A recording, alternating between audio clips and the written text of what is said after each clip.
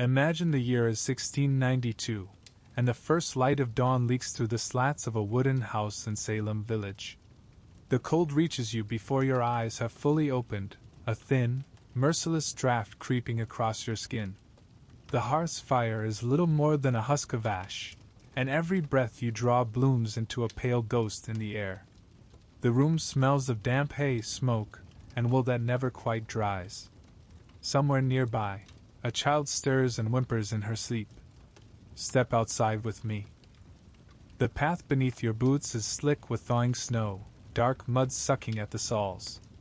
The houses scattered across this sparse settlement lean against the wind, their beams raw and weathered. A rooster crows, but it feels half-hearted, its cries swallowed by the surrounding forest.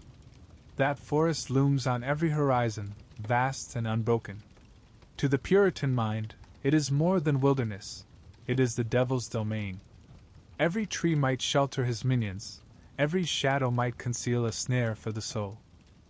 The village itself is little more than a cluster of homesteads bound together by need and suspicion. Neighbors greet one another, but their eyes linger too long, weighing, judging. Land disputes, inheritance quarrels, grudges carry for years, none of it disappears in this small place. It festers. The air is thick with unspoken resentment, and when misfortune strikes, a cow gone dry, a child burning with fever, it is never simply misfortune. Someone, somewhere, must have brought it upon you. At the center of the settlement rises the meetinghouse, bare and stern. No stained glass, no gilded crosses, nothing of beauty to soften the room. It is not meant to soothe, it is meant to command. Here the villagers gather, sometimes for hours, enduring the voice of Reverend Samuel Parris as he thunders from the pulpit. His sermons paint the world as a battlefield, angels and demons locked in endless struggle, and he tells his congregation that the devil has already set foot in Salem. He warns that witches, those who have signed Satan's book, may be sitting right among them. They look around, and though no one speaks it aloud, everyone wonders who it might be. You can feel the unease in the way people walk home afterward. Husbands watch their wives for strange behavior. Women glance at their neighbors with suspicion. Children repeat the words they overheard in whispers, their imaginations already spinning shadows into monsters. Salem is alive with fear, and fear has a way of multiplying faster than reason can contain. Step closer to one of the homes. Inside, the day begins before the sun has fully risen. A woman stirs a pot over the rekindled fire, the smell of coarse rye bread mingling with smoke.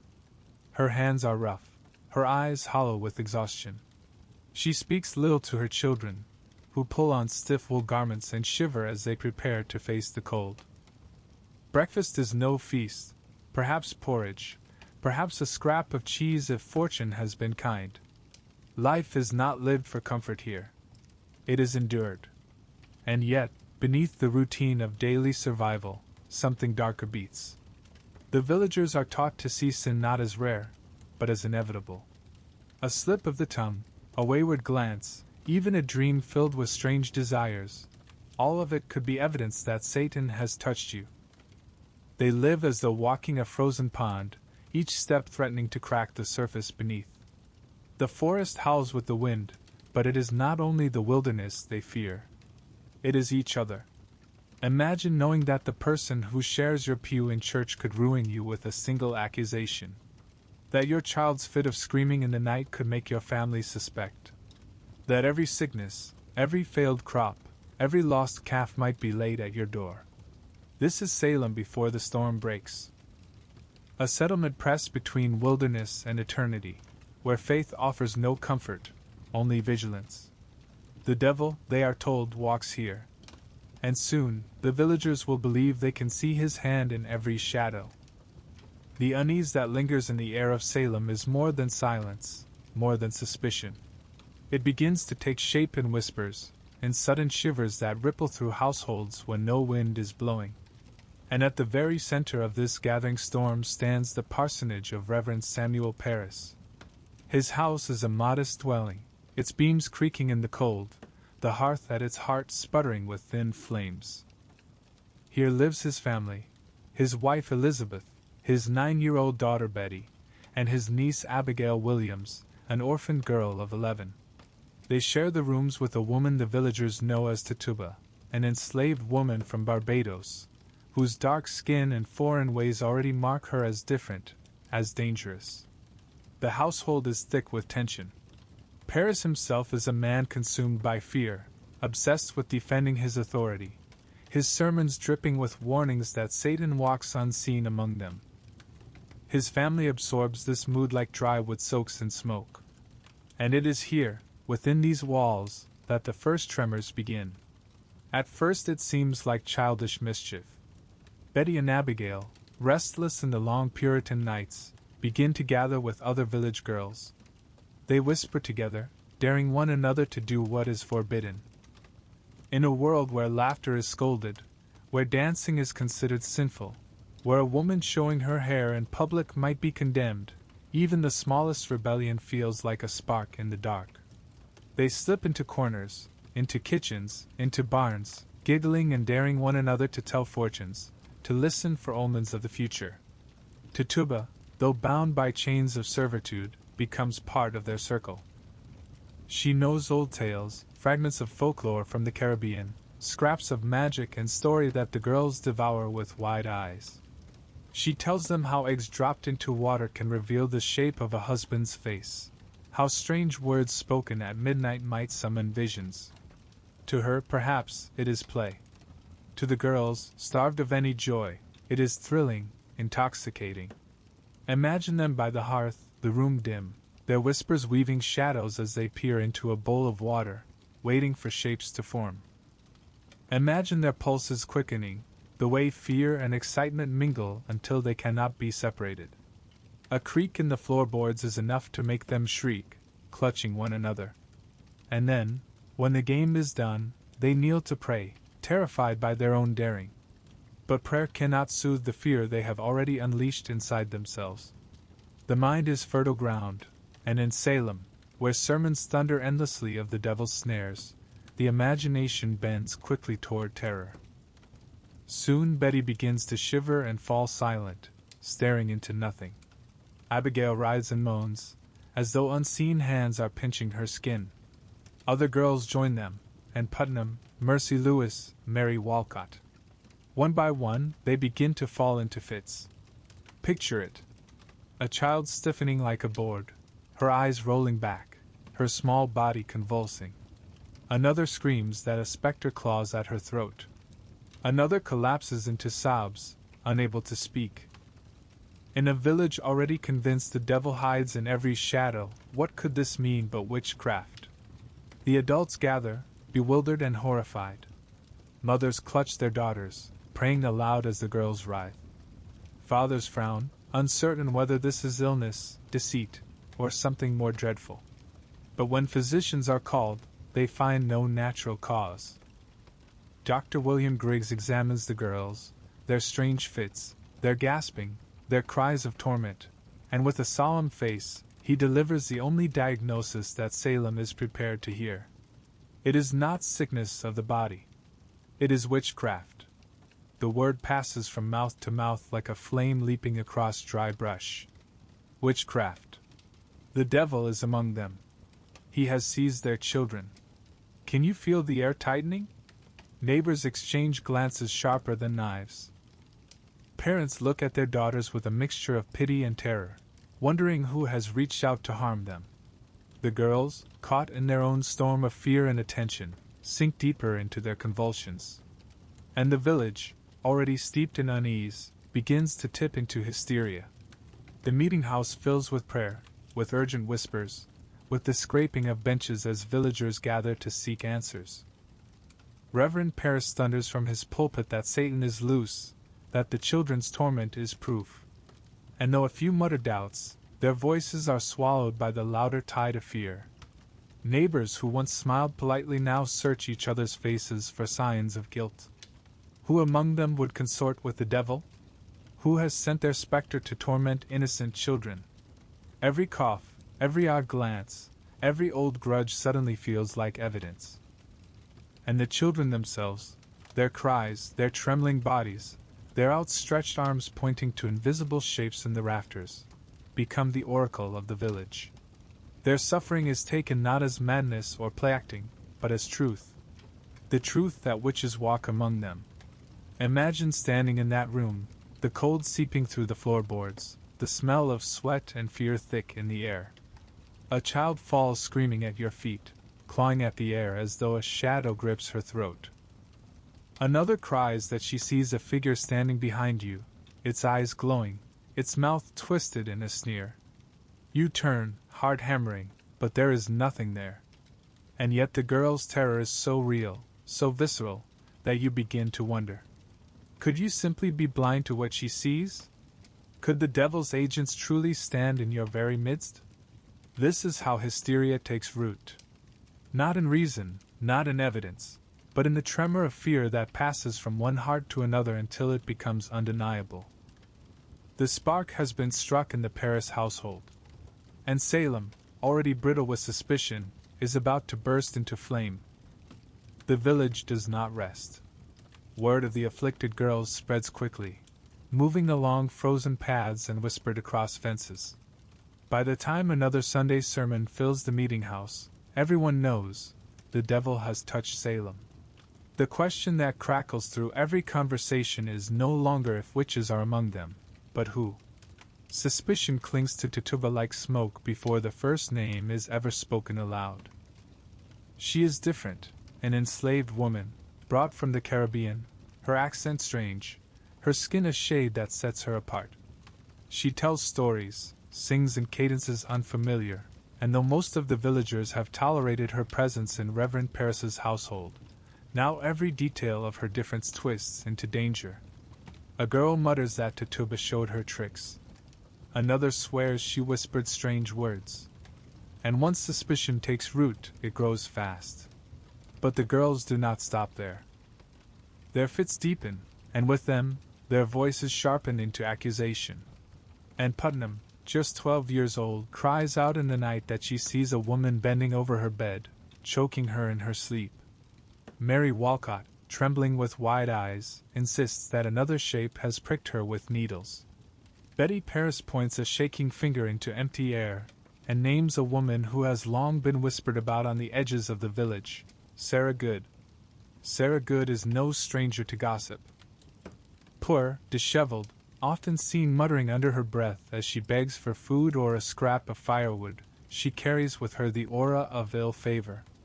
When she is refused charity, she sometimes curses aloud, spitting words that sound like venom to the Puritan ear. A sick calf, a sudden fever, a loaf that fails to rise, these are quickly tied to her name. And so when the girls cry out against her, the villagers nod grimly, as though they had been waiting for her to fall. The next name is Sarah Osborne. Older, sickly, often absent from church, she is already a figure of suspicion. Rumors swirl that she has been involved in scandalous dealings with property, that she has neglected her religious duties. In a village where every absence from worship is tallied like a crime, her frailty and seclusion mark her as an easy target. And when the children writhe and moan, claiming they see her specter sitting on their chests, no one doubts it. So it is that three women, Tituba, Sarah Good, and Sarah Osborne, find themselves at the center of Salem's gaze. Three outcasts, each in her own way vulnerable, each carrying the weight of difference. Imagine the day of their arrest. The ground still frozen, the sky iron gray. Constables knock on their doors, demanding they come forth. Sarah Good, gaunt and bitter, clutching her rags about her shoulders. Sarah Osborne, frail and trembling, dragged from her sickbed. Tituba, silent, her eyes wary, knowing well that her life has never been her own to command. Neighbors watch as they are led through the village, whispers trailing behind them like smoke. Children clutch their mother's skirts. Men fold their arms, muttering that justice must be done. They are brought into the meeting house, which has now become more courtroom than chapel. The benches are filled, the air close and sour with the heat of so many bodies pressed together. At the front, magistrates John Hathorne and Jonathan Corwin sit stern and unyielding, their black coats and sharp eyes casting judgment before a word is spoken. The afflicted girls are gathered too, a trembling chorus ready to convulse at the slightest signal. The questioning begins with Sarah Good. "What evil spirit have you familiarity with?" Hathorne demands. Good protests, her voice rough with desperation. "She has none," she insists. "She is innocent."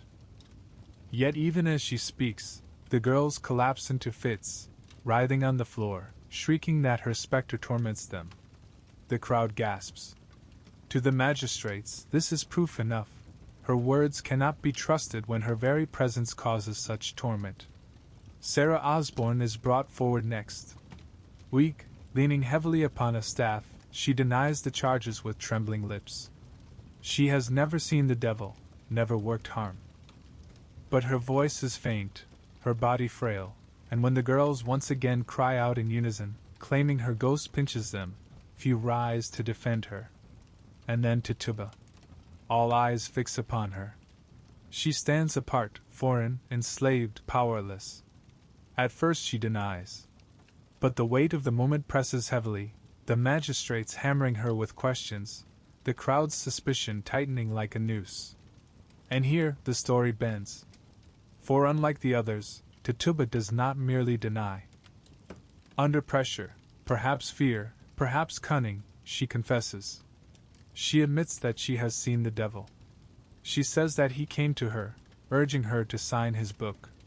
She speaks of black dogs, of red cats, of birds that spoke in human voices. She claims she has seen other names written in that book, though she does not reveal them at once.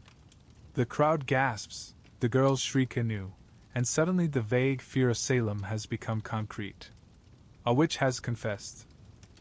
The devil is not only real but active among them.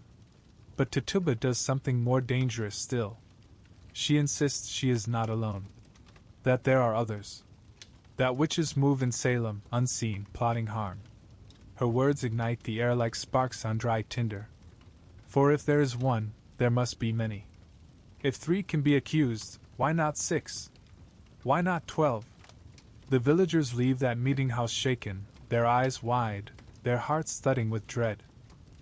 Names swirl unspoken on their tongues, waiting for the right moment to be cast into the fire of accusation. No one is safe now. Not the poor, not the sick, not even the respectable. Step back into the streets with me.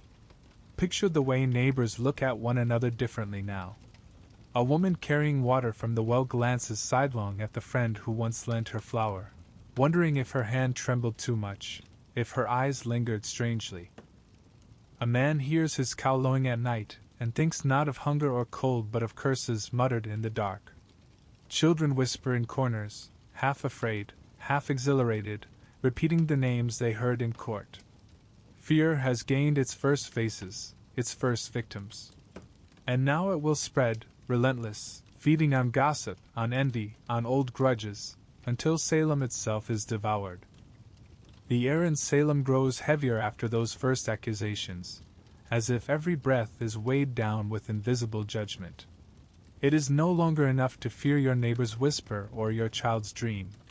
Now the very structure of belief, the marrow of Puritan life, presses upon every mind. On the Sabbath, the meeting house overflows. The benches creak beneath the weight of men, women, and children packed shoulder to shoulder, their breath rising in clouds against the cold. The walls are bare, the windows small, the only adornment the raised pulpit that towers above the room like a watchtower. It is from this height that Reverend Parris preaches, his voice cutting through the stillness like an axe. He does not speak of comfort. He does not soothe. His words are fire, and they burn with the certainty that God's chosen people stand on the edge of damnation. He warns them that Satan prowls among them, that witches are his servants, and that every soul must be on guard lest they too be dragged into eternal fire. His eyes sweep the room, pausing on each face as though weighing its guilt. Imagine sitting there, your hands clenched in your lap, your children shifting restlessly beside you. The sermon stretches on for hours. The pew is hard, your back aches, the air smells of damp wool and smoke. But the true weight is not physical. It is the knowledge that your thoughts, your secret doubts, even the faintest flicker of desire, are all visible to God, and perhaps to the devil as well. This is the soil from which fanaticism grows. In Salem, there is no division between the sacred and the ordinary. Every act, chopping wood, baking bread, rocking a child to sleep, is seen through the lens of sin or salvation. A stumble in the path may be a warning from heaven. A dream may be a message from hell. Life itself is an endless trial, each day a chance to prove your worthiness, or to fall. And so when the girls convulse and shriek, when Tituba speaks of a book bearing names, when Sarah Good mutters her bitter protests, it is not simply scandal. It is confirmation of what has always been preached, that Satan is real, that he walks among them, and that vigilance is their only shield.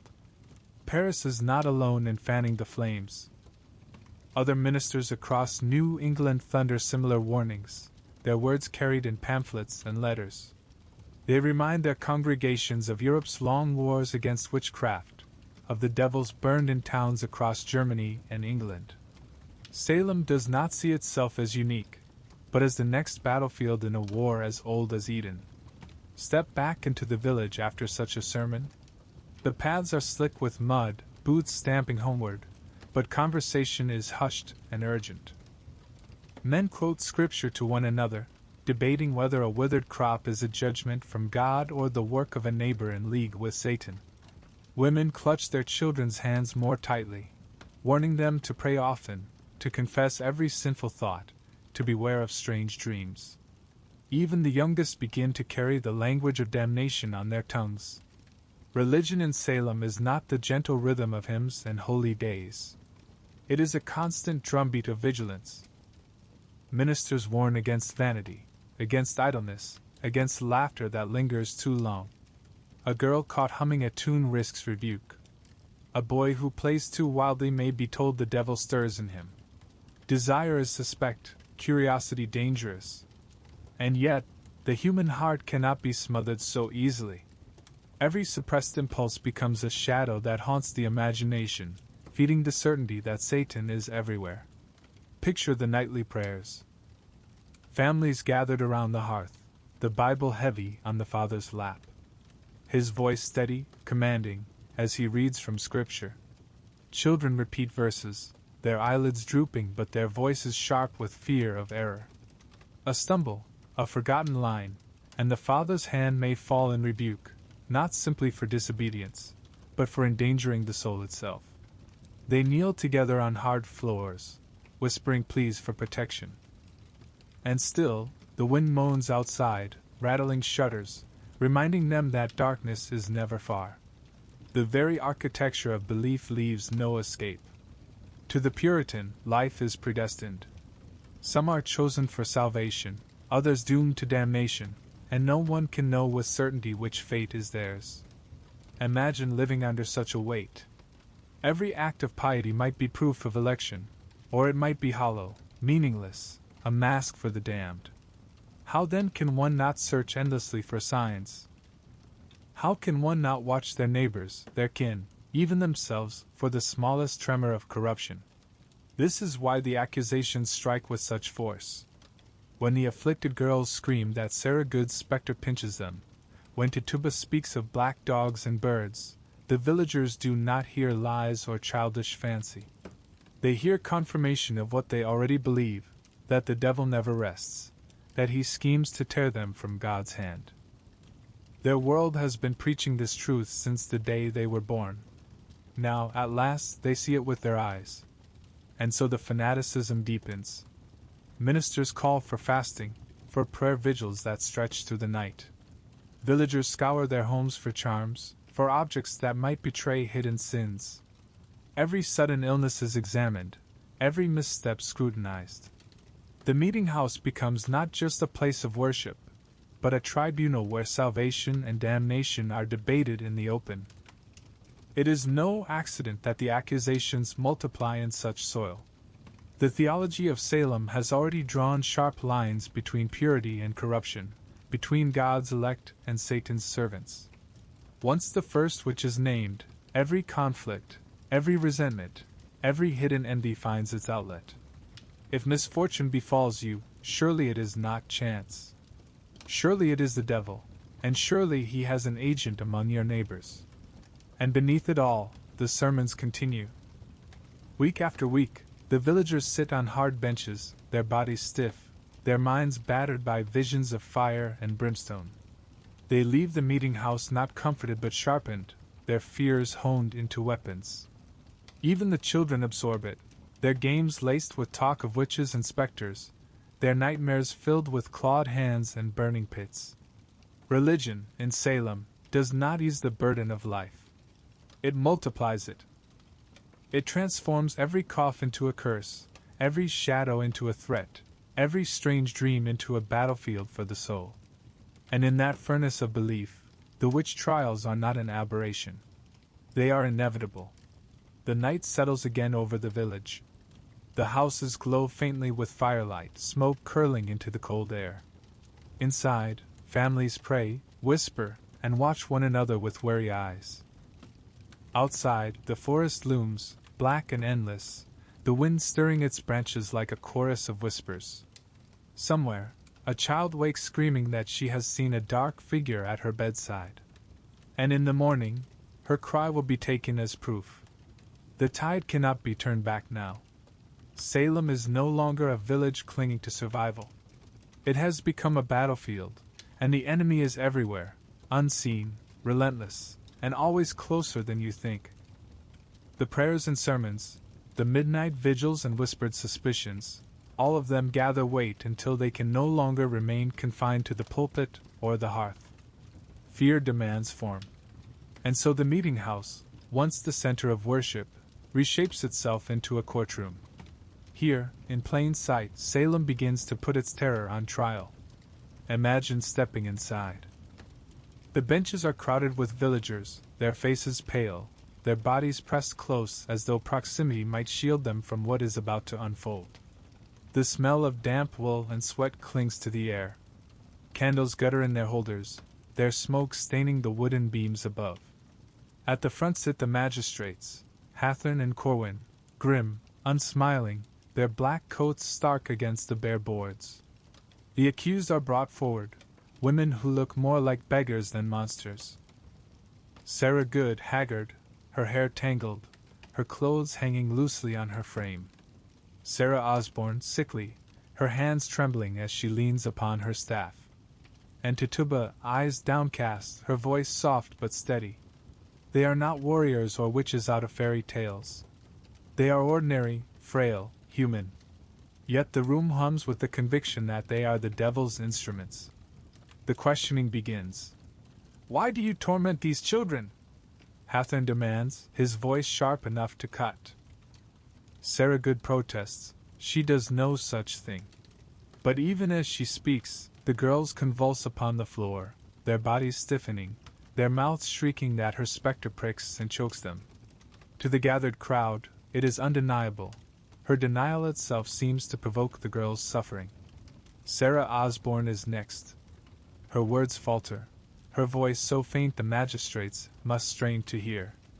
She swears she is innocent, that she knows nothing of devils or spells. Yet again the children collapse in screams, writhing as though invisible hands twist their limbs. The villagers murmur, their doubts smothered beneath the cries of the afflicted. And then Tituba. Pressed by relentless questioning, she begins to weave a story. She speaks of black dogs, of red cats, of a man who bade her sign a book. She admits she has been tempted, and worse, that others too have joined with Satan. Her words spill out in a torrent, half fear, half survival. And with every sentence, the hysteria deepens. For it is no longer just 3 women on trial. It is a village besieged by a conspiracy of witches, their names hidden but their power real. The villagers leave that meeting house shaken, their ears still ringing with the girls' screams, their minds fixed on Tituba's visions. A book of names. A pact with the devil. Shadows walking among them in human guise. And from this moment forward accusation becomes as good as proof. The trials take on a ritual of their own. Each begins with questioning, sharp and merciless. The accused are asked whether they consort with Satan, whether they fly through the night, whether they have sent their specters to torment the innocent. The answers matter less than the spectacle. For the afflicted girls are always present, their bodies jerking, their voices shrieking, pointing trembling fingers at the accused. If the accused denies, the girls' convulsions intensify. If the accused falters, the girls cry that the devil himself stands behind them. This is what Salem calls evidence. Not objects, not wounds, not deeds seen with human eyes, but visions, spectral evidence. The claim that a spirit, invisible to all but the afflicted, can do harm. And no reason might whisper that such evidence is impossible to verify. Fear drowns reason's voice. To doubt the girls is to risk doubting the existence of witches themselves. And to doubt witches is to question the devil, and perhaps even God. Few dare such blasphemy. Imagine standing accused. The magistrate's eyes fixed upon you, their questions hammering like blows. Around you, the villagers murmur, their faces hard. And in front of you, a child collapses, clawing at her throat, crying that your ghost chokes her. How can you defend against what only she can see? How can you prove your innocence when your very presence brings screams? Every word you speak, every gesture you make, twists against you. Silence is guilt. Protest is guilt. Even prayer is suspect, for your lips may utter holy words while your heart belongs to the devil. It is a courtroom where reason has no seat, where hysteria wears the mask of justice. The accused are searched for marks. Witches' teats, the examiners call them, strange blemishes or moles said to suckle imps. Bodies are stripped, prodded, their most private scars paraded as proof of unholy bargains. A wart is no longer a wart. A birthmark is a covenant signed in flesh. And the crowd watches, some with pity, others with grim satisfaction, as shame itself becomes a weapon. Confessions are prized above all. A woman who denies is hounded, her words drowned by the cries of children. But a woman who confesses, she provides fuel for the fire. Her words confirm the suspicions of all, and her willingness to name others spreads the net wider. To survive, one must admit guilt. To deny is to hang. The logic twists upon itself until innocence is no longer a defense but a danger. Day after day, the trials continue. More names are whispered, more accusations hurled. Neighbors turn upon neighbors, families upon kin.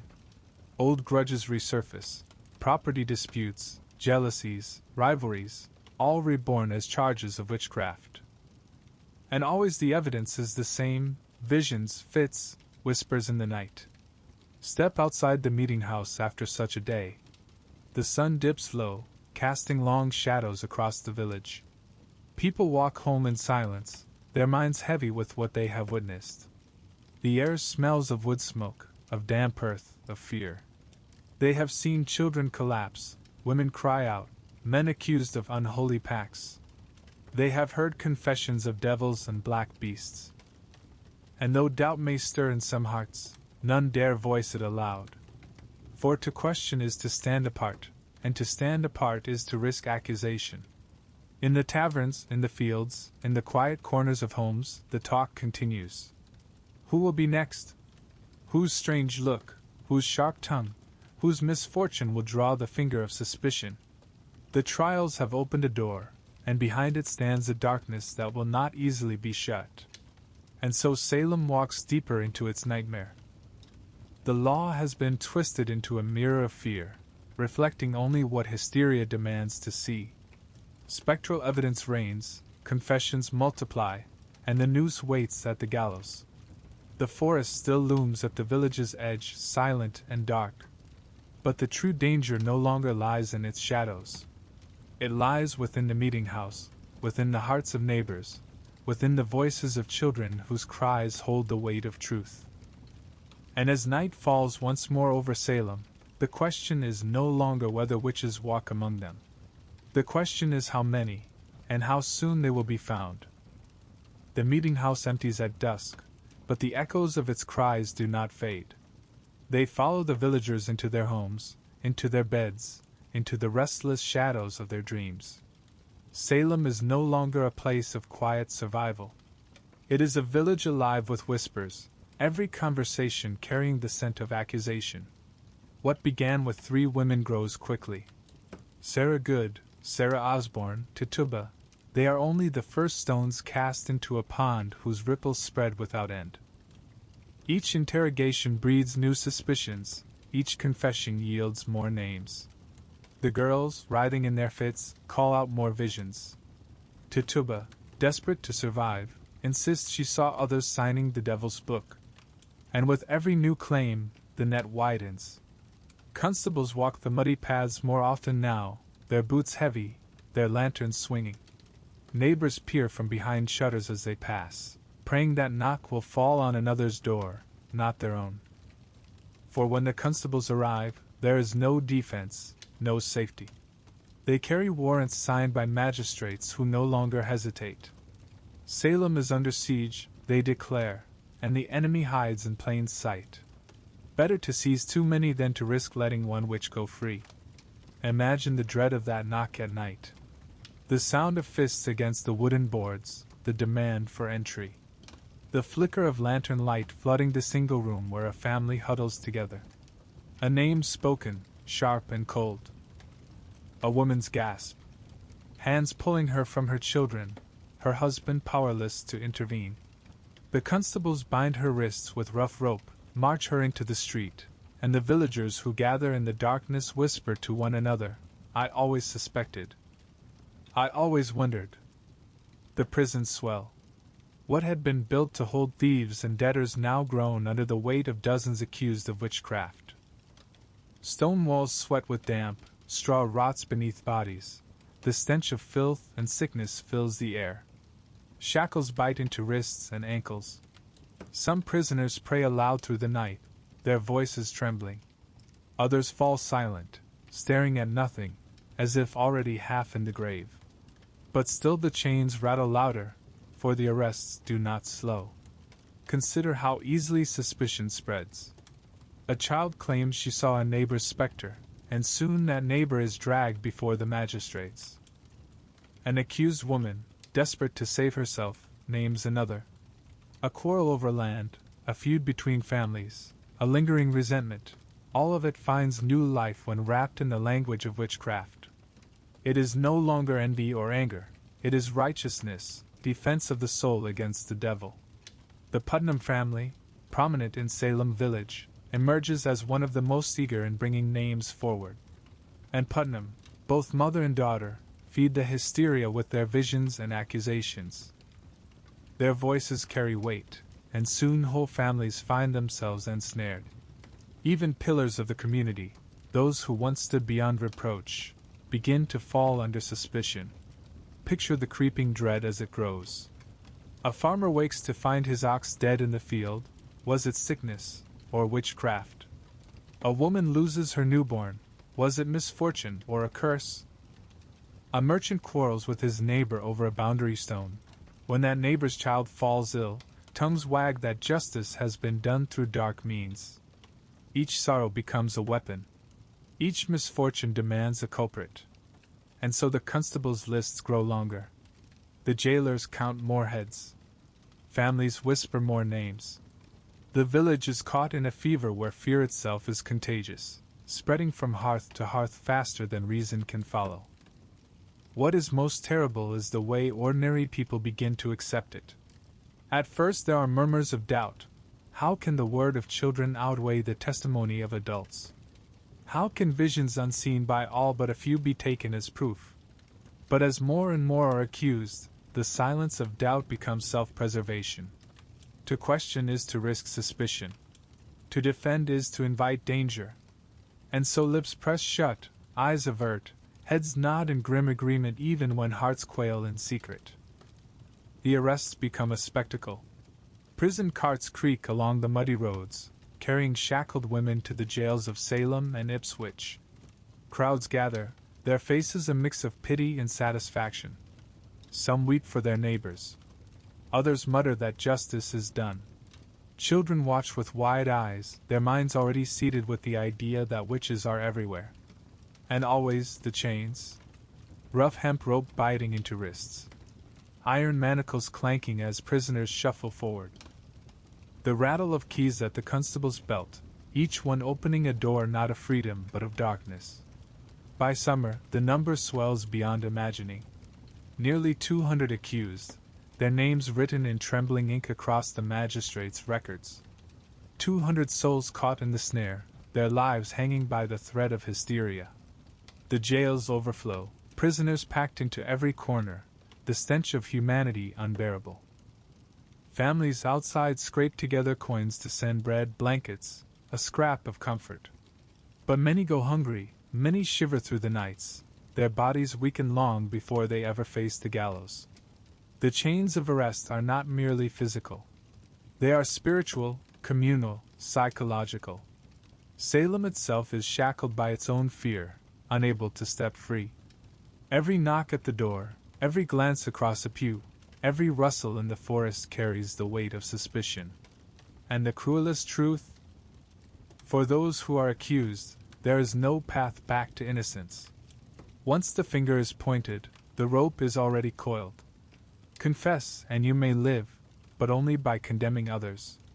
Deny, and you stand at the edge of the gallows. Silence is no shield. Defiance is no salvation. The chains close around all alike. The meetinghouse, once a place of prayer, now echoes with the shuffle of prisoners and the cries of the afflicted. The courtroom, once a hall of worship, now resounds with the language of fear. And the prisons, once meant for thieves, now hold ministers' wives, farmers, midwives, even children. The chains rattle still. They rattle in the darkness of the jails, they rattle in the minds of the villagers, they rattle in the cold night air of Salem. And no one knows whose wrists they will encircle next. The rattle of chains does not end when the prison doors close. It echoes through Salem's narrow paths, through fields of withered crops and houses of timber and mud. The village is not only shackled by fear, it is divided by it. Where once neighbors gathered to share tools, to lend seed, to kneel side by side in prayer, now they glance at each other with narrowed eyes, their thoughts sharp with suspicion. Accusation has become a language everyone understands, and everyone fears. The devil is no longer a distant figure in sermons. He is said to dwell in the woman next door, in the farmer whose fence line cuts too close, in the midwife who delivered your child. Salem is not just hunting witches, it is devouring itself. Picture two families who have quarreled for years over a strip of meadowland. Each spring they argue where the boundary lies, whose cattle may graze, whose fence post leans too far. Before, such disputes simmered in courts and bitter words. Now, with witchcraft on every tongue, the quarrel takes a darker turn. One morning, a cow sickens. The child of one family falls ill. The whispers begin. Surely the neighbor across the fence has cursed them. A feud once bound by land becomes bound by the devil's name. The Putnams loom large in this unraveling. And Putnam the elder, her voice sharp with righteous fervor, fuels suspicion against those with whom her family has feuded. Her daughter, and the younger, is among the afflicted girls, her shrieks and visions carrying the authority of innocence. Together, they wield a terrible power. Their accusations strike not only the outcast and the poor but also those who stand in the way of the Putnam's ambitions. Land, inheritance, influence, all of it becomes entangled in the web of witchcraft. Neighbors who once broke bread together now stand as enemies. A woman who failed to return a borrowed pot finds herself accused when her neighbor's child takes sick. A man who testified against another in a property dispute years earlier suddenly finds the afflicted crying that his specter torments them at night. Old grievances, long buried, rise again in the language of Satan's plots. The betrayal cuts deepest because it comes clothed in piety. Accusers do not speak as if settling personal scores. They speak as if defending God's kingdom. To name your neighbor as a witch is not vengeance, it is righteousness. It is courage. And so grievances are sanctified, old wounds weaponized, each accusation dressed in the armor of faith. The meetinghouse becomes a theater of these betrayals. Families sit on opposite benches, glaring, whispering. When a name is spoken aloud, some gasp in shock, others nod grimly as though the truth has finally surfaced. Husbands watch wives accused, wives see husbands dragged in chains, children cry out against their parents. Blood ties fray, trust dissolves. Salem is not merely a village at war with witches, it is a village at war with itself. Imagine the agony of standing in court while your neighbor, a man who once helped raise your barn, now swears he saw your spirit haunting his dreams. Imagine hearing your own kin, your cousin, your niece, perhaps even your child, cry that you have sent the devil to torment them. The words carry a weight that cannot be denied. The magistrates lean forward, the villagers murmur, the girls shriek anew. Your protestations fall like stones into a river, swallowed by the tide. The betrayals seep into the smallest corners of daily life. A woman who bakes bread hears her neighbor mutter that it tastes too sour, too heavy. She sees eyes flick toward her in church, feels suspicion tighten around her like a noose. A farmer finds that tools once borrowed are no longer returned, doors once open now barred against him. Every misstep, every odd word, every ill-timed glance becomes evidence. And yet, beneath the surface, doubt festers. Some whisper in private that too many names have been spoken, too many respected families dragged into the mire. But those whispers are hushed as quickly as they rise, for to voice them is perilous. Better to keep silent. Better to nod along. Better to let your neighbor fall than to risk falling yourself. The betrayals become self-perpetuating. Once accused, a prisoner is pressed to name others. Under the weight of chains, the threat of the gallows, many do. And so suspicion spreads like a contagion, each name yielding three more, each confession weaving more neighbors into the net. It is not long before nearly every household feels the touch of accusation, whether as accuser, accused, or the uneasy silence of those who watch and wait. This is the cruel genius of hysteria. It does not merely strike from without, it corrodes from within. Salem's bonds of kinship, of neighborly trust, of shared survival in a harsh land, all collapse under the pressure. The forest at the village's edge is no longer the greatest threat. The true danger lies across the fence, across the hearth, across the pew. Walk the muddy streets now, and you feel the tension in every step. Men keep their heads down, women clutch their children tighter, conversations halt when a stranger draws near. The very air feels brittle, ready to shatter at a single word. Neighbors are no longer neighbors. They are suspects, witnesses, potential enemies cloaked in piety. And so the village devours itself, one name at a time. The chains clank, the doors shut, and the accused vanish into the shadowed maw of the prisons.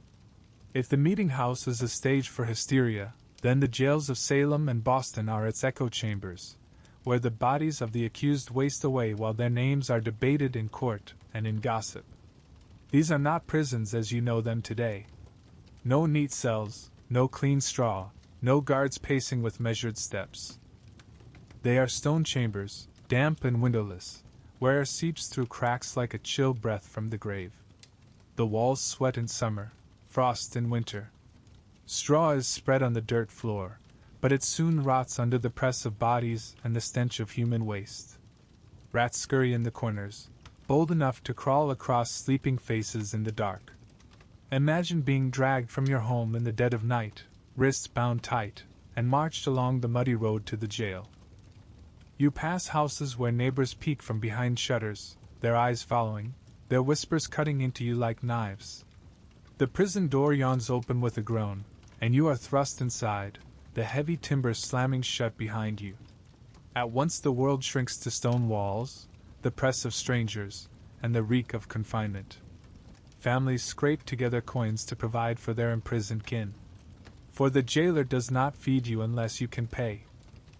Bread, broth, a thin blanket, these are not rights but purchases. Many cannot afford even that, and so they starve, they shiver, they sicken. Mothers cradle infants on their laps, trying to hush their cries in the darkness. Old men cough in the damp air until their lungs rattle like broken bells. The sound never ceases, prayers whispered, weeping muffled, chains clinking as prisoners shift their aching limbs. There is no dignity here. Men and women alike are stripped and searched for.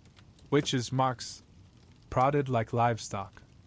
Their clothes are ragged, stained with filth. When illness strikes, there are no doctors, no medicine, only the mercy of fellow prisoners, who share what scraps of food they have, or white fevered brows with rags torn from their own sleeves. Many do not survive to face trial. Their bodies are carried out at dawn, dumped into shallow graves with little ceremony. The suffering is not only physical. The mind itself begins to break in these chambers. Days blur into nights, nights into days, marked only by the dim light that filters through a barred slit in the wall.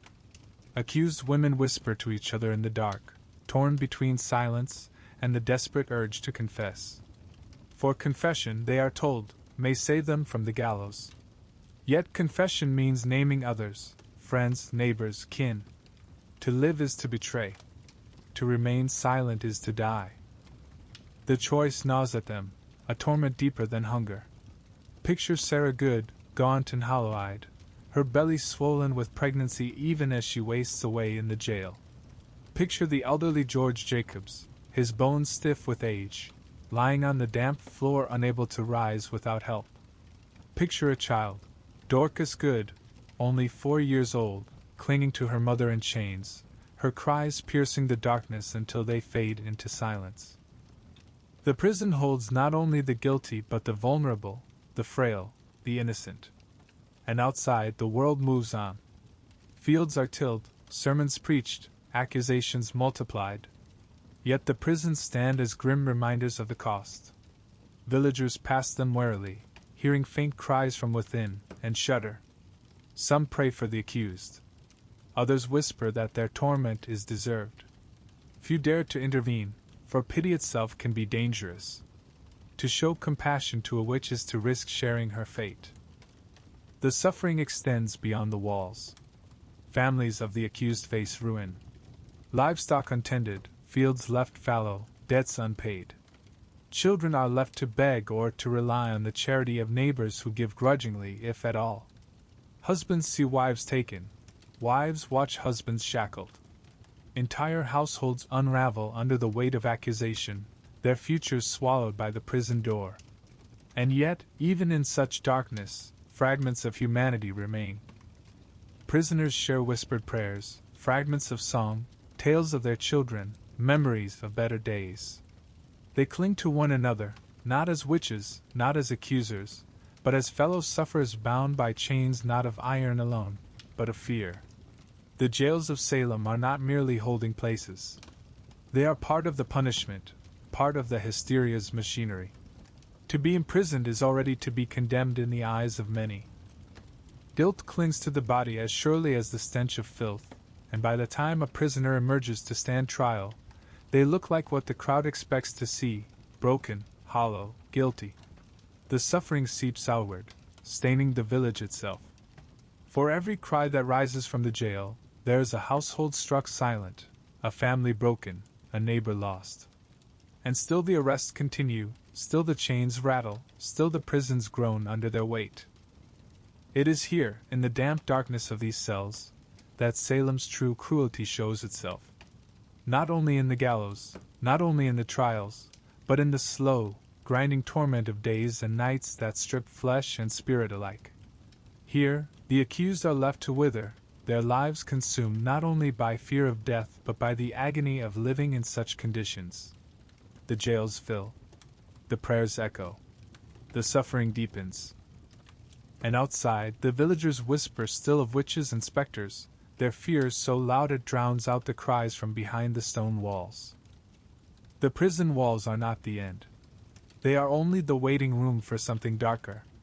For when the chains grow too heavy, when the accusations too many, when the magistrates have wrung their confessions or condemned their silence, there is only one path left. The path that climbs the rocky slope outside the village, where the gallows waits. Imagine the dawn of such a day. The air is cold, mist curling low over the fields, dew soaking the grass that bends beneath the feet of those who gather. For executions are not private affairs. They are public, communal, meant to stand as a warning. And so men, women, and children crowd the road, their faces pale, their voices hushed. Some come with pity, others with grim satisfaction, still others with morbid curiosity.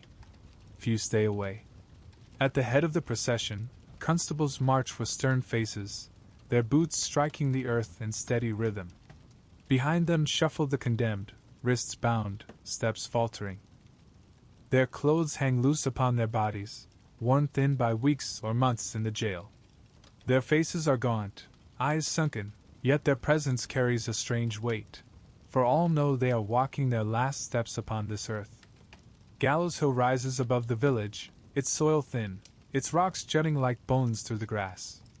It is here the wooden beam stands, rough-hewn, stark against the sky. A cart rattles up the slope, carrying the prisoners beneath the beam. The crowd presses close, murmurs swelling, children straining to see. The smell of sweat, of damp earth, of fear fills the air. One by one, the condemned are brought forward. The rope is placed about their necks, the knot drawn tight against the skin. Ministers stand nearby, urging confession, urging repentance, their voices sharp with urgency. But confession will not spare the rope, not now.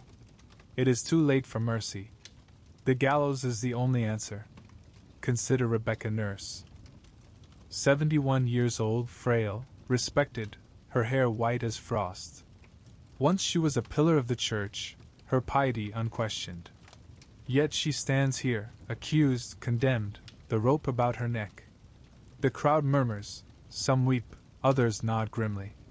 When she prays aloud, her voice steady even in the face of death, some say they see the devil's trick, that witches may feign holiness to the last. Others feel their hearts break, yet they remain silent. For pity itself has become dangerous. Consider George Burroughs, once minister of Salem village, now accused of leading the witches' conspiracy. He mounts the gallows with a calm face, and before the noose is drawn, he recites the Lord's Prayer perfectly, word for word. A gasp runs through the crowd, for it has long been said that witches cannot utter those holy words. For a moment doubt flickers, could this man truly be guilty? But the magistrates silence it. Satan, they insist, is cunning. He can put his words in the mouths of his servants. The rope is drawn. The doubt dies with him. The executions are not swift. The trapdoor does not fall, for these gallows are simple, crude. The condemned stand upon carts. When the rope is set, the cart is driven forward, leaving them suspended in the air. Their bodies jerk, legs kicking, faces twisting as breath is stolen away. The crowd watches in silence, broken only by the sobs of a few and the prayers of ministers. Children stare wide-eyed, clutching their mothers' skirts.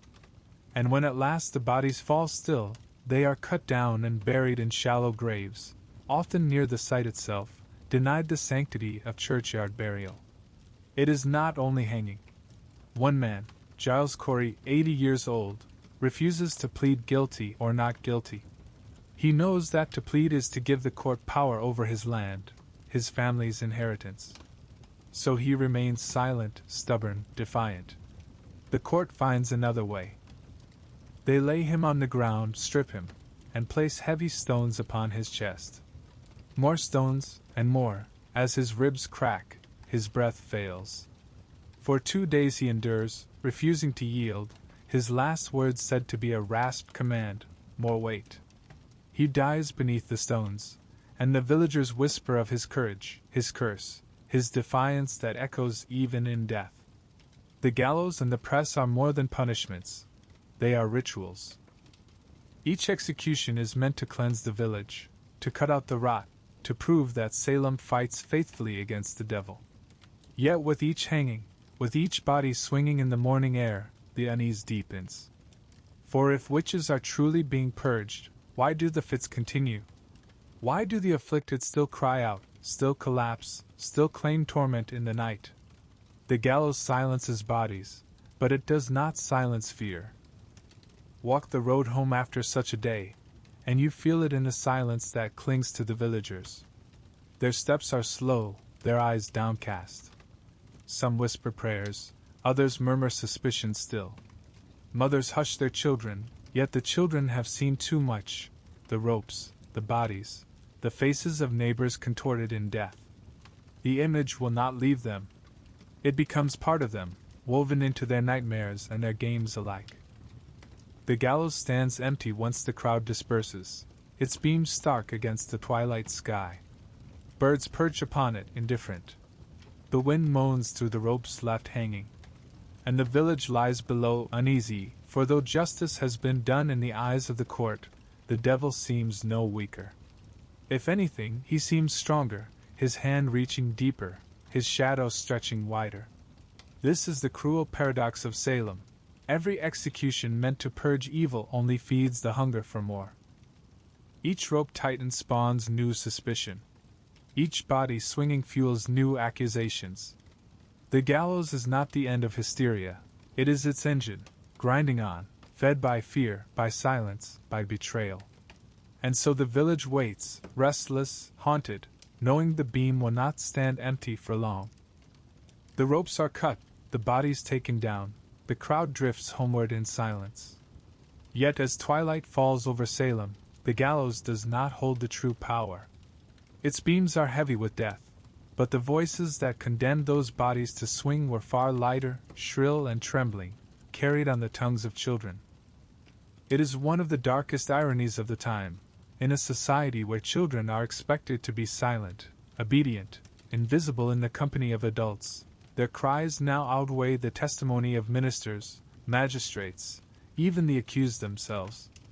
The youngest among them, barely into their teens, or younger still, speak with an authority no one dares challenge. Think of the world they have known. Salem's children are raised in homes where play is sin, where laughter too loud invites rebuke, where stories are of fire and brimstone, heaven and hell. They are told their souls hang in the balance of eternal judgment, that Satan lurks outside their very doors, waiting to snatch them. Their imaginations are trained on terror, their nights filled with prayers against demons. In such soil, fear takes deep root.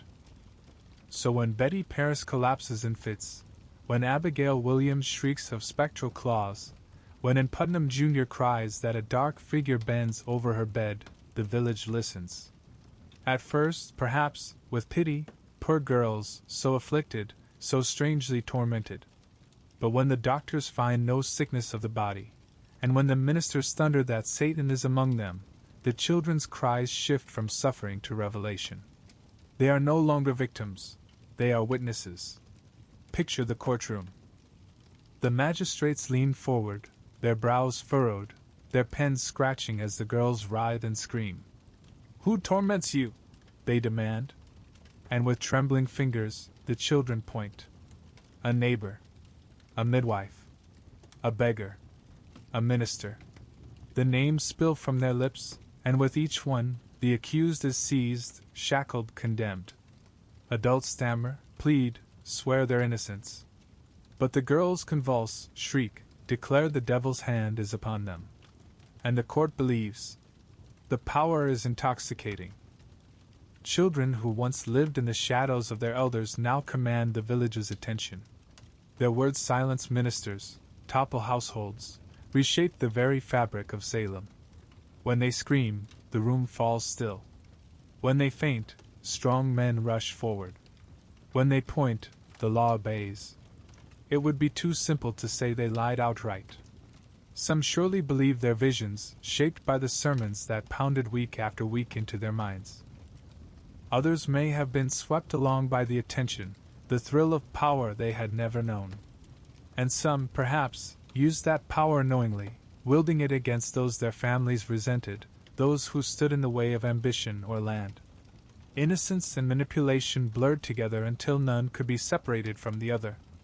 And Putnam Jr., only 12, becomes one of the most prolific accusers. Her visions are vivid, her cries dramatic. She names dozens, her fingers stretching toward the wealthy and the poor alike. Behind her stands her mother, and the elder, whose own grievances and ambitions give shape to the girl's words. But in the eyes of the court, it is not the mother's voice that matters, it is the child's. And it is not only girls. Boys, too, join in, though their voices are fewer, their cries less frequent. Yet the pattern is the same, the young claim torment, and the village bends around them. Imagine being an adult, a man or woman hardened by years of toil, dragged into court to face your accusers, only to find them children. How can you defend yourself? To raise your voice against a child is to appear cruel. To dismiss their cries is to risk denying the devil himself. Their innocence shields them, even as their words condemn. The scenes are grotesque theater. A girl collapses in spasms, clawing at her throat, gasping that a specter chokes her. She points to the accused, who protests in tears. The crowd gasps, the magistrates frown, the scribes record the evidence. Another girl shrieks that she is pricked by invisible pins. She shows her arm, red from her own nails, and the crowd shudders. Again, the accused denies. Again, the denial is drowned by screams. Truth becomes impossible to grasp, for hysteria has its own logic, and within that logic, the children are always right. What must it have felt like to be one of them? To feel your body seize with a fit you cannot explain, to believe your visions are real? Or to discover that with a single word, you can bring the weight of the entire village down upon another? The line between belief and performance vanishes. In Salem, what begins as fear becomes reality, and reality becomes performance. And the adults, the very ones who preach obedience, who hold the rod over their children, are complicit. They watch, they listen, they nod. For in the cries of the children, they hear confirmation of their own sermons. They see proof of what they have always feared, that Satan is real, that he hunts among them. To doubt the children is to doubt their own faith. And so they believe, even when belief twists their world into madness. The power of the children reshapes the village. Neighbors once respected are cast into chains because a girl's finger pointed. Ministers once revered are hanged because a girl's scream echoed. Even family ties cannot protect. A child's word can damn her mother, her aunt, her neighbor, her minister. The bonds of kinship, the hierarchy of age, the order of Puritan life, all are overturned by the cries of the young. This inversion is its own kind of horror. The village that prized discipline, that silenced laughter, that demanded children be seen and not heard, now bows before their voices.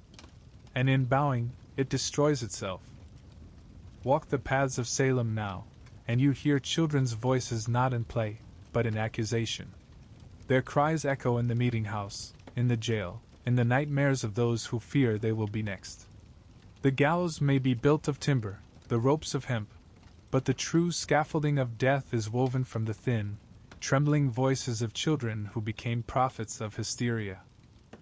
And the question lingers in every whispered prayer, in every shiver of the night wind: are they innocents caught in Satan's snare, or are they children who discovered too late that their power cannot be recalled? The voices of the children echo long after the trials adjourn, their cries seared into the minds of all who hear them. But it is not only in court that they haunt the accused. Their words live on in the damp darkness of the jail, in the long nights where every creak of timber, every whisper of wind, reminds the prisoners that they stand already half condemned. And it is here, between the courtroom and the cell, that another torment takes hold, the slow, relentless pressure to confess. The logic of Salem is merciless. To deny witchcraft is to invite the gallows. To maintain innocence is to prove stubbornness, even defiance, against the evidence of the afflicted. Yet to confess, that is different. A confession is taken as victory. Proof that Satan's snare can be revealed, that the court has done its holy duty. A confession, though it brands the soul, offers a chance of survival. But it comes at a price. You must name others. You must widen the net. Imagine being shackled in the prison's gloom, your stomach gnawed by hunger, your limbs aching from the cold. The chains bite into your skin. The cries of other prisoners fill the night. Then the door creaks open, and you are dragged into the light of the courtroom once more. The magistrates glare down at you, their voices stern, their questions sharp. Why do you afflict these children? Who has tempted you to consort with the devil? With whom have you signed his book? You protest, again, that you are innocent, that you know nothing of books or specters.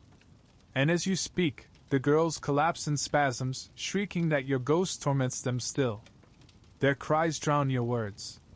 The magistrates lean closer. Do you not see? Their suffering proves your guilt. Do you deny the evidence before our very eyes? What defense is left? Each word you utter, each gesture, is twisted into confirmation. If you cry, you are racked by guilt. If you stand silent, you hide your crimes. If you pray, it is Satan's mimicry. If you falter, it is weakness. If you remain strong, it is proof of the devil's aid. The snare is perfect, the trap complete. So you are pressed. Pressed by the law, by the eyes of your neighbors, by the shrieks of children who collapse at your feet. Pressed by the jailer who tells you no food will come unless you admit your guilt. Pressed by the ministers who kneel beside you, whispering that confession may save your soul even if it cannot save your life. Pressed until the weight becomes unbearable. Some resist to the end. They deny, they pray, they refuse to bow. And for this they hang. But many, hungry, broken, terrified, yield.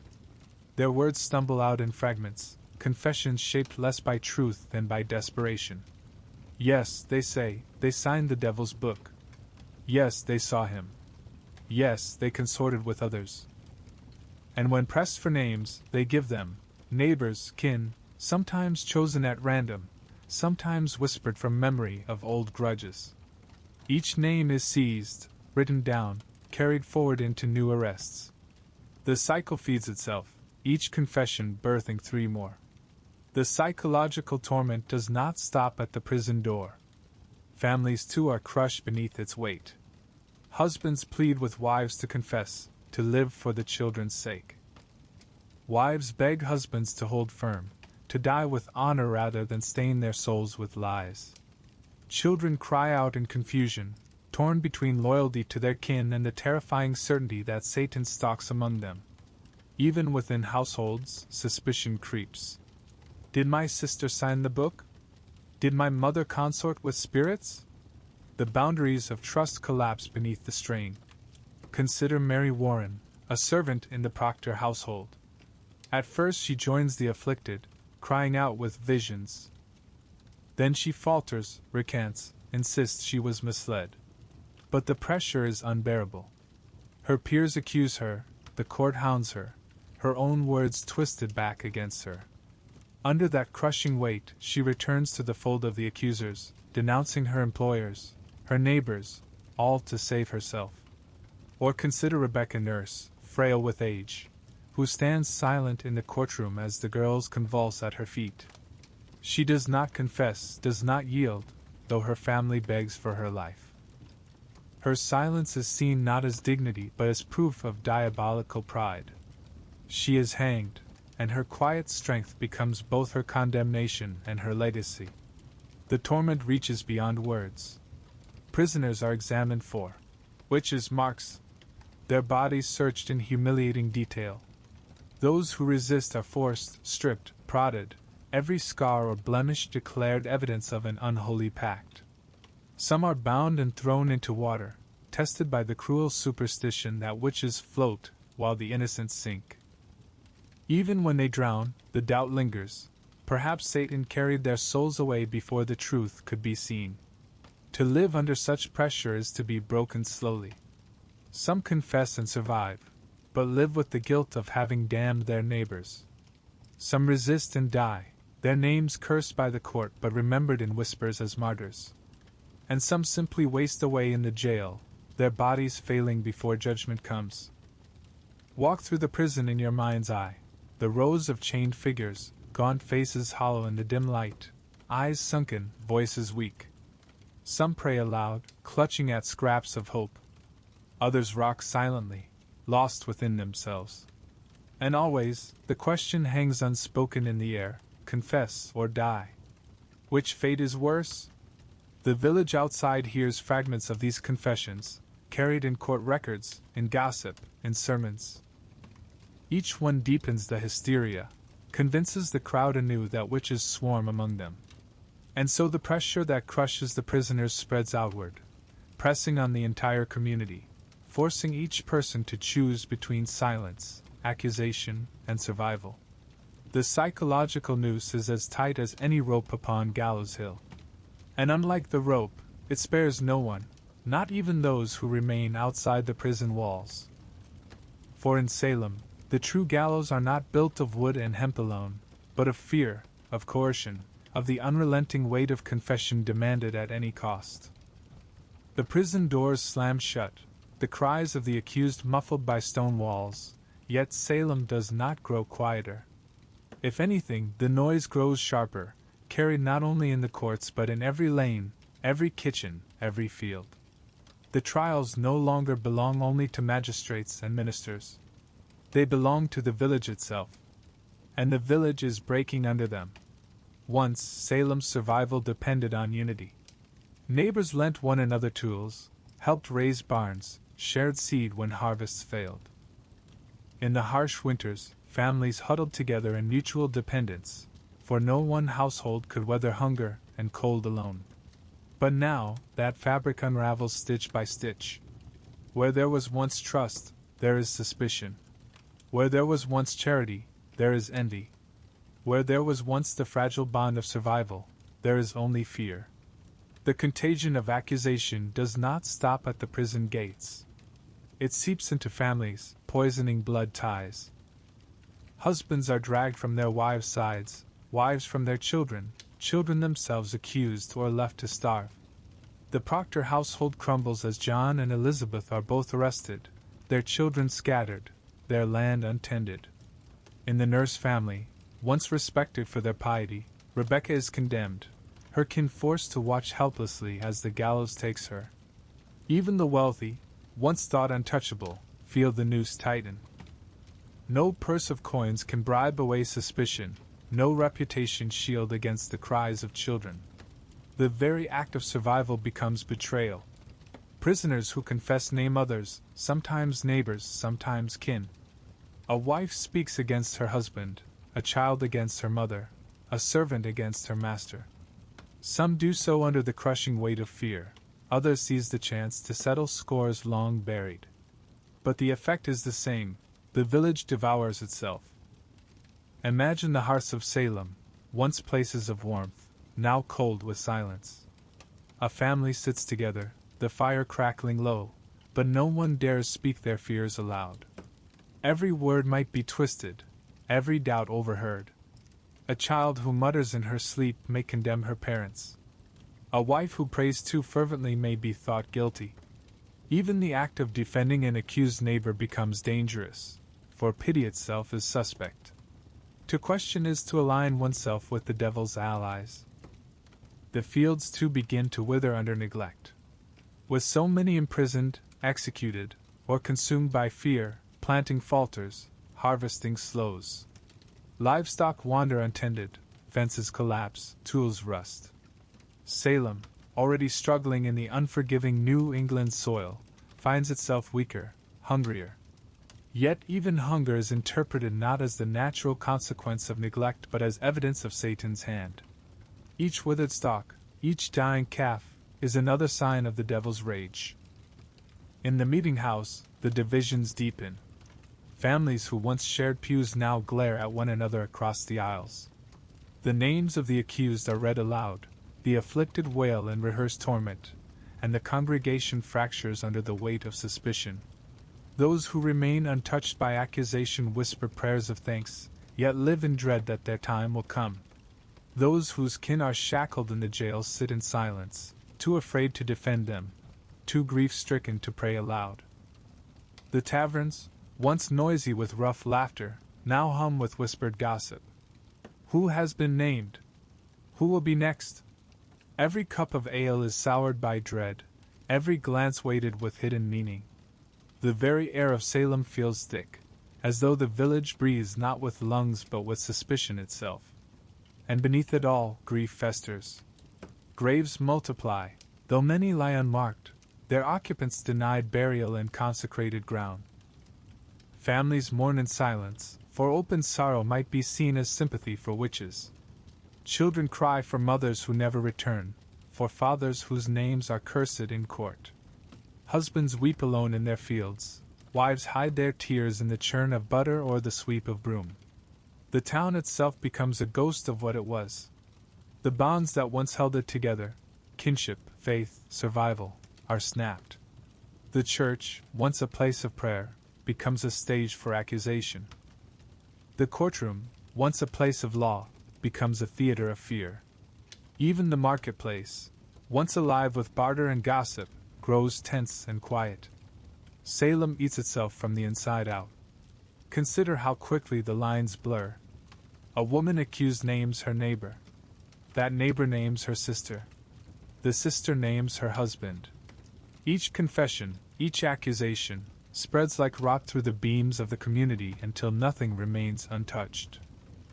By the end, nearly every family carries a stain, either as accuser, accused, or silent witness. Salem has no bystanders. The forest at the village's edge looms as it always has, dark and impenetrable. But now it feels less a threat than a mirror. Just as the forest swallows those who step too far within, so Salem swallows its own, consuming body after body, soul after soul. And the echoes of that devouring linger in every path, every shuttered window, every prayer whispered into the night. The town tears itself apart not with fire or sword, but with suspicion. And when the gallows creaks again, when another body swings in the morning light, it is not only a life that ends, it is another thread pulled from the fabric of Salem, leaving the whole weaker, more ragged, more haunted. The gallows creaks in the wind, its ropes swaying empty, and for the first time in months, the village begins to hesitate.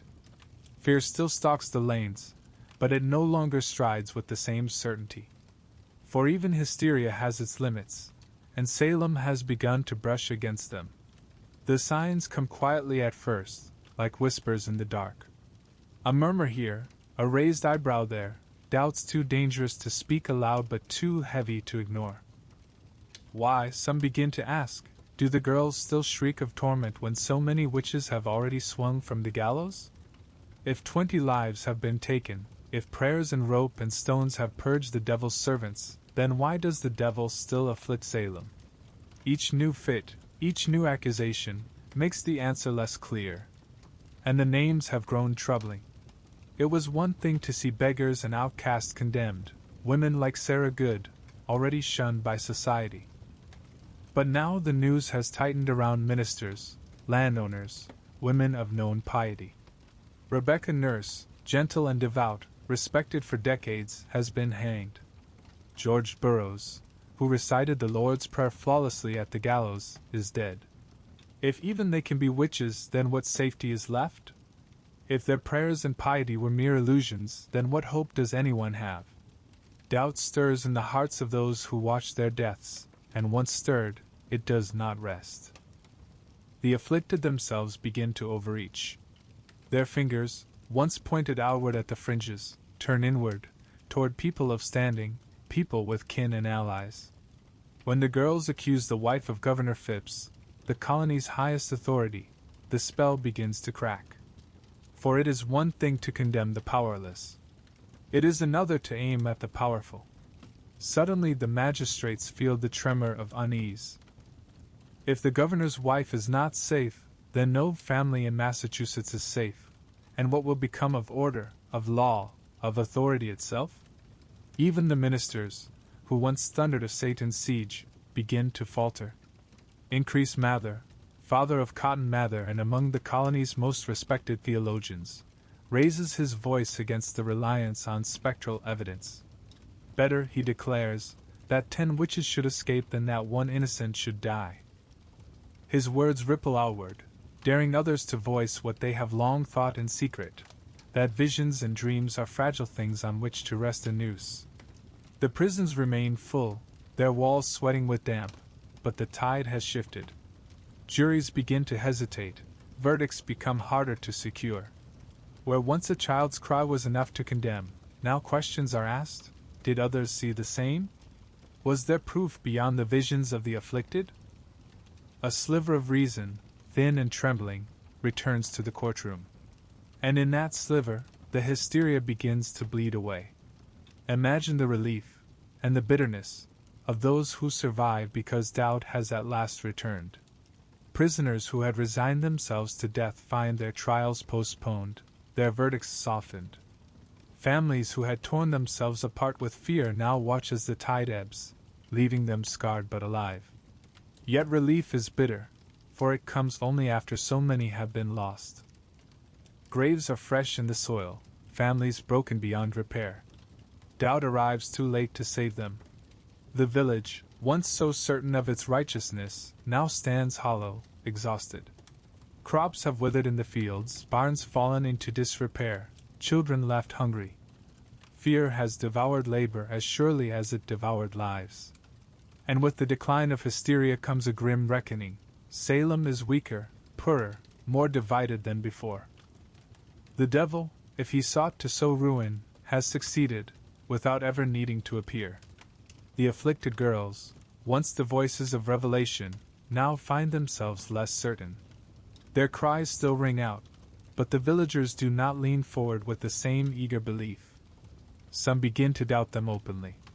Others watch them with suspicion, wondering whether they were deceived, or worse, deceivers. The power that once made them untouchable fades, leaving only uneasy silence. And yet Salem does not collapse in a single moment. The decline of hysteria is not a swift end but a slow unraveling. Some cling to belief, unwilling to admit error, unwilling to face the possibility that innocent blood stains their hands. Others grasp at doubt as though it were a lifeline, desperate to leave the nightmare behind.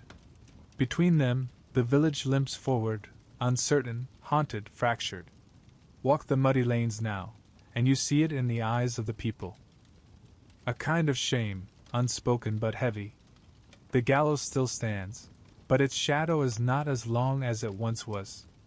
The prisons still hold captives, but their chains feel less certain. The hysteria has burned bright, but its flames are dying, leaving only smoke and ash behind. And in that ash lies the question that Salem cannot yet answer. How could this have happened? How could a village of the faithful, of God's chosen, have torn itself apart with its own hands? The question lingers, a wound that will not close, even as the hysteria itself ebbs away. The flames of hysteria gutter and die, but what they leave behind is not peace. It is silence. A silence too heavy for such a small place, as though every timber of every house remembers the cries of the accused, the clatter of chains, the final creak of the gallows. Salem breathes again, but each breath is thick with shame. The executions cease, the trials falter, and the prison doors, at last, begin to open. Pale figures step blinking into the daylight, survivors gaunt with hunger, their eyes hollow, their voices weak. Families rush to embrace them, but the embraces are awkward, hesitant, for what words can bridge the gulf between the living and the dead? Those who return find their homes fallen into disrepair, their livestock lost, their fields ruined. And in their absence, neighbors have whispered, gossiped, judged. Survival itself has left wounds deeper than chains. The village begins to murmur of repentance. Ministers preach now not of Satan's snares but of human weakness, of error, of blood unjustly spilled. But their sermons fall into uneasy ears. For it is one thing to condemn witches, and another to confess that Salem condemned itself. The gallows beams may have been cut down, the ropes discarded, yet the memories hang heavier than any noose. One by one, voices rise in regret. Jurors step forward, trembling, to say they were misled. They believed too much in the visions, too little in reason. They ask forgiveness, though forgiveness feels like a frail reed against the weight of 20 lives taken. Ministers too confess their error. Increase Mather's words echo again, that it is better for 10 witches to go free than for one innocent to die. Cotton Mather, once a fiery voice of condemnation, softens, his certainty bruised by the cost of Salem's zeal. Even the afflicted children, whose cries once shook the meetinghouse, are left with guilt heavier than they can bear. And Putnam Jr., years later, will stand before her congregation and confess. She admits she was deceived, that her visions were false, that she helped shed innocent blood. Her words tremble with grief, but they cannot bring back the dead. They cannot erase the ropes, the stones, the graves. They cannot erase the shame. Families broken by the trials struggle to rebuild, though many never do. The proctors, the nurses, the cries, the goods, all scarred, their names forever shadowed. Widows weep for husbands hanged. Children grow to adulthood carrying the memory of parents condemned. The land disputes, the feuds, the jealousies that fed the accusations remain unresolved, but now they fester beneath a layer of silence. No one wishes to speak too loudly of what has passed. Yet silence does not heal. It only buries the wound deeper. The colony itself begins to reckon with Salem's madness. Courts are restructured, laws revised. The use of spectral evidence, those ghostly visions that damned so many, is condemned, its danger now clear. The governor himself proclaims the trials a mistake, though his words are careful, measured, more concerned with order than with justice. Reparations are promised, though they come slowly, and they can never repay the cost of a life. Land is restored, coins given, apologies spoken. But no amount of coin can silence the memory of a rope tightening around a neighbor's throat. Walk through Salem now, and the atmosphere is not fevered but hollow. The meetinghouse sermons ring with contrition. Neighbors greet one another with stiff nods, avoiding the eyes that once accused or the lips that once condemned. Children grow quiet when the gallows are mentioned, yet they carry the memory in their games, in their nightmares. The forest still looms at the edge of the fields, but it feels less menacing than the memory of Salem itself. Repentance is spoken often, but regret hangs heavier still. For repentance looks outward, to God, seeking absolution. Regret looks inward, to conscience, and finds no rest. The people of Salem kneel, pray, fast, but their prayers feel thinner than the silence that follows. They have killed their neighbors with their own hands. And though they name the devil as tempter, though they speak of weakness, they know deep down it was not Satan's hand that tightened the noose. It was theirs. Years will pass, and the story of Salem will be told in whispers, then in pamphlets, then in books. But for those who lived it, the memory never softens. The sound of chains, the cries of the accused, the sight of bodies swaying in the morning air, all remain. And with them, the shame. Salem will repent, yes, but it will never forget. The prayers of repentance fade, the voices of regret grow hoarse, yet Salem does not slip quietly into obscurity. What happened there clings like smoke, rising from its soil and drifting far beyond the borders of Massachusetts Bay. Salem's tragedy becomes more than a local wound. It becomes a scar that the world will not let heal. For years afterward, the villagers walk past the sites with downcast eyes. Gallows Hill, its rocks jutting bare against the sky, seems to whisper of the bodies that once swung there. The prison walls crumble, their damp stones returning to moss and earth, but the memory of chains rattling within them lingers.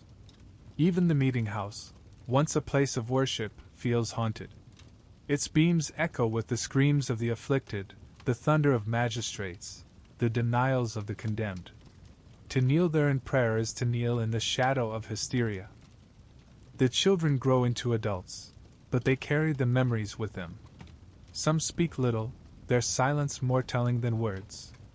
Others confess, like in Putnam Jr., who in adulthood stands before her congregation and admits her error, her lies, her guilt. Her words ripple like stones cast into a still pond, but they cannot wash clean the stain. Those who listen nod with heavy faces, some forgiving, some unable. The weight of 20 deaths cannot be lifted by a single confession.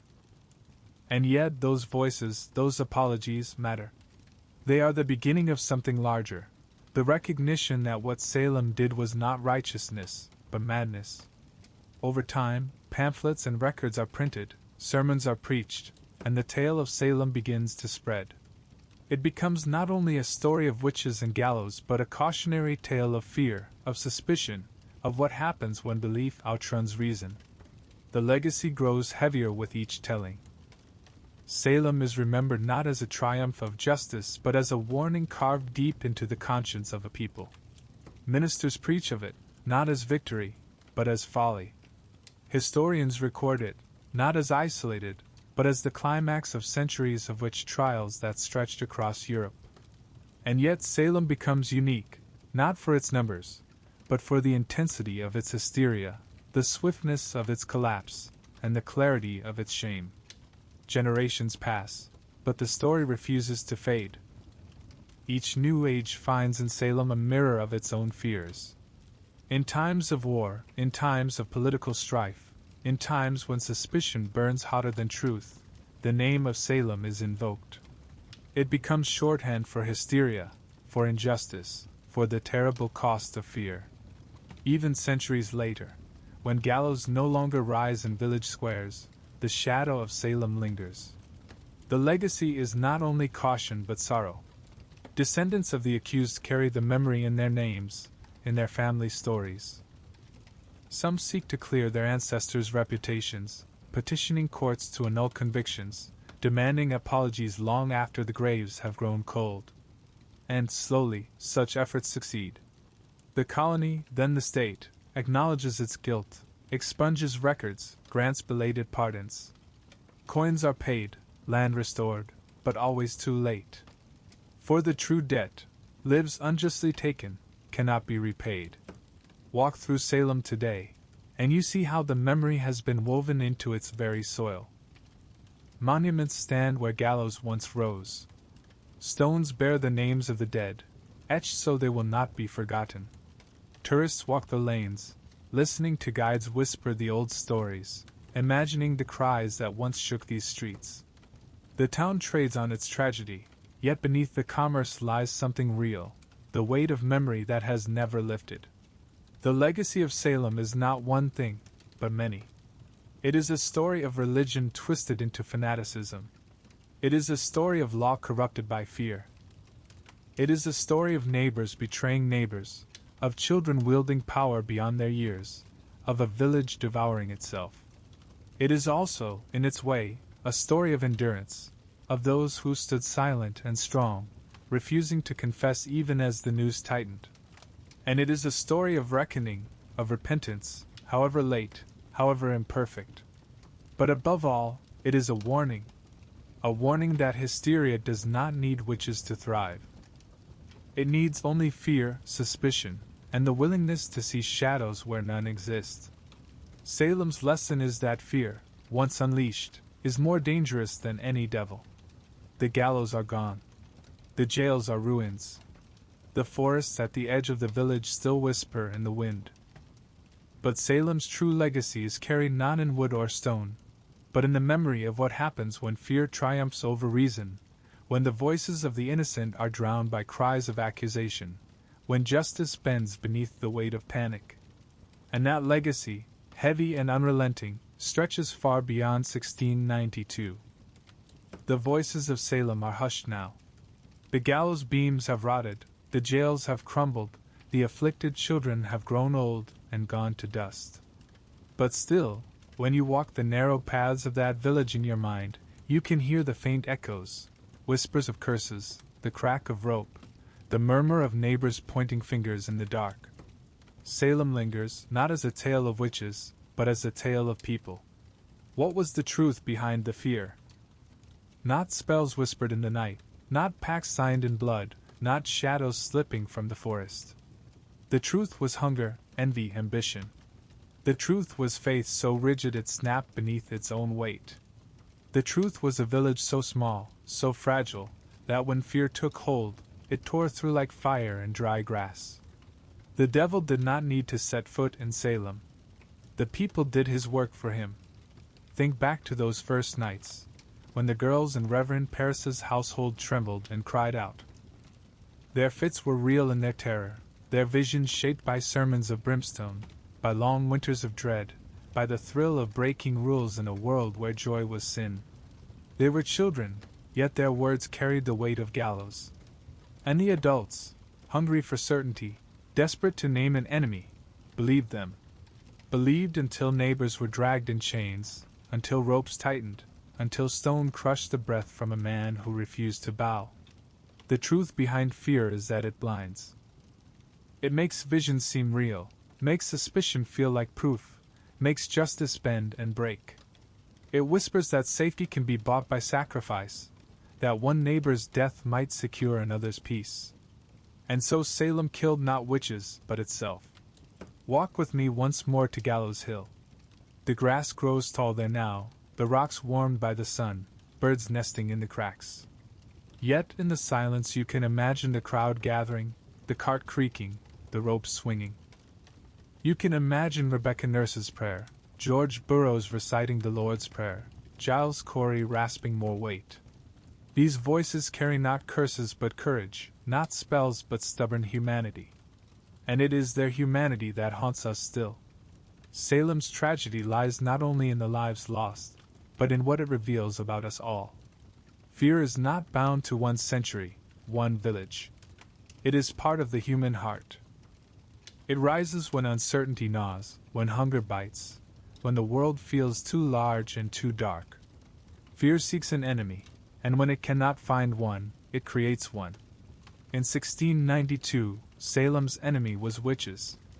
In other times, in other places, the names have changed, but the pattern is the same.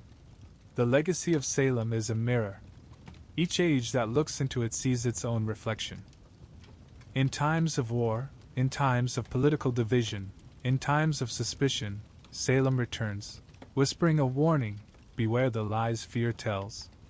Beware the ease with which justice can become cruelty. Beware the comfort of certainty, for certainty is the mask hysteria wears. And yet, there is another truth. Salem was not only consumed by fear. It was also redeemed in time by regret. Voices rose to confess error, to beg forgiveness, to declare that innocence had been slain. Too late for the dead, but not too late for memory. Out of grief, a lesson was carved, that law must rest on proof, that conscience must outweigh panic, that the voices of the powerless can be silenced, or amplified, at terrible cost. So the story lingers, told and retold, carried across centuries like a candle passed hand to hand. Not because of witches, but because of people. Because of what fear made them do, and because of what fear might still make us do. Imagine, now, the night falling over Salem once more.